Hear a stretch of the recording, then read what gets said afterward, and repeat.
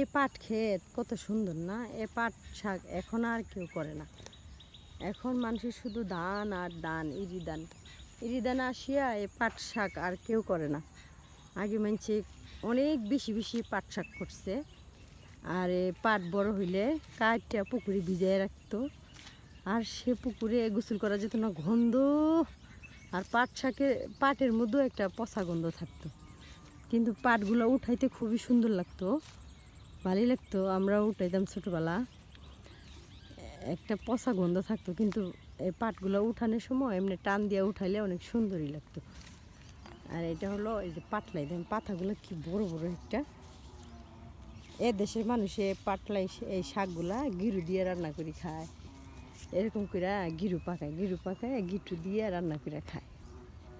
এক দেশের এক রকমের খাওয়া। এই যে এই পুরাটা জমিন ধরিয়া শুধু একটাই পাট শাকের, আর এদিকে কোথাও নাই, কোথাও আর পাট শাক নেই। এই যে এত বড় একটা বিন, এটা হলো আমাদের জমিন, ধান কাটা হয়েছে। আর এটা হচ্ছে আমার এই যে একটা মামা শ্বশুরের, উনি যে পাট শাক করছে, উনি দান করেনি।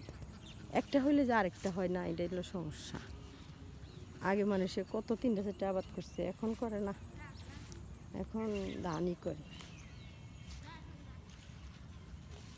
এই যে হাঁসগুলো কত দূরে চলে গেছে, এই হাঁস আসো, এই যে বাড়িটির কাছে চলে গেছে। এই হাঁস নিয়ে তো বড় মুশকিলের মধ্যে আছি। এই যে পুরা ধান কাটা শেষ হয়েছে, এখন হাঁসগুলো অনেক দূরে দূরে চলে যায়। আর এই যে পানি আছে, তো এই পানির মধ্যে কি আছে না, মাছ থাকে, কুটি কুটি খায়। আবার এই যে পোকামাকড় থাকে, আবার ধান থাকে, আবার গিয়ে শামুক থাকে। এই যে ধান হইতেছে আবার, এইগুলা গাছ কাটার পরেও কিন্তু ধান হয়, কিন্তু ওই যে গরু খায় ফেলায়, এখন আর হয় না।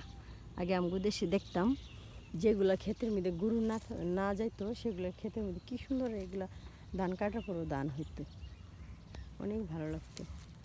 প্রকৃতিটা কত সুন্দর না, আসলেই মনটা ভরে যায়, মন খুলাসা করে একটা কথা বলা যায়, শান্তি লাগে। হাই রে দুনিয়া, এই মায়াবী দুনিয়া ছেড়ে একদিন চলে যেতে হবে।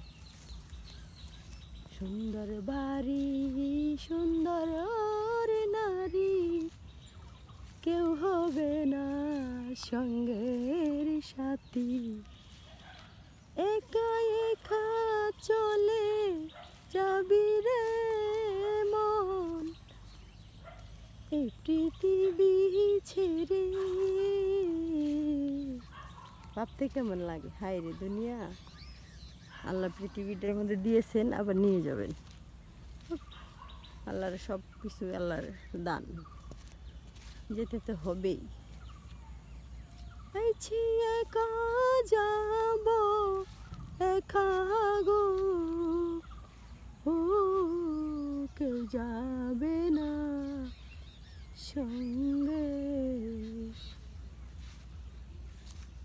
আল্লাহ, সবাই ভালো থাকেন, সবাই দোয়া করেন, আল্লাহ যতদিন বাঁচায় রাখে, ভালোভাবে যেন বাঁচায় রাখে।